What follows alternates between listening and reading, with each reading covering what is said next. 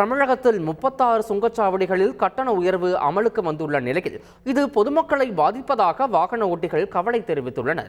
ஒருமுறை பயணம் செய்வது மற்றும் ஒரே நாளில் திரும்பி வருவதற்கான பயண கட்டணம் 5 ரூபாய் முதல் 20 ரூபாய் வரையிலும், மாதாந்திர பாஸ் கட்டணம் 100 ரூபாய் முதல் 400 ரூபாய் வரையிலும் உயர்த்தப்பட்டுள்ளது.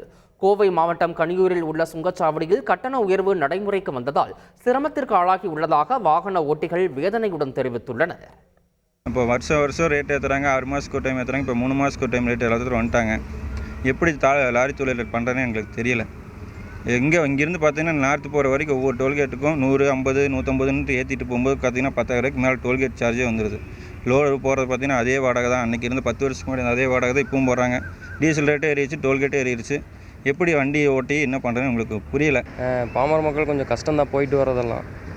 இப்போ ஃபேமிலியாக போகிறனால தான் பைபாஸ் யூஸ் பண்ணுறோம். அப்போ அதுலேயும் இப்போ ரேட் ஏறிட்டாங்கன்னா பெட்ரோல் சார்ஜ் அது இதுன்னு ஏறி இருக்குது. நம்ம கஷ்டம் தான். நான் தனியாக போகிற மாதிரி தான் அந்தியூர் ரோட்டில் அதை பிடிச்சி போயிடுவோம். டோல்கேட் பார்த்துட்டிங்கன்னா திடீர்னு 5 ரூபாய் ஏற்றுறோம், 10 ரூபாய் ஏற்றிட்டு போகிறாங்க. இது எந்த தகவலும் கிடையாது, ஒரு முன்னறிவிப்பும் கிடையாது.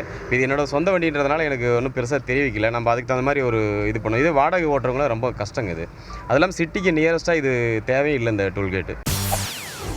செய்திகளை உடனுக்குடன் தெரிந்து கொள்ள உடனே சப்ஸ்கிரைப் பண்ணுங்க.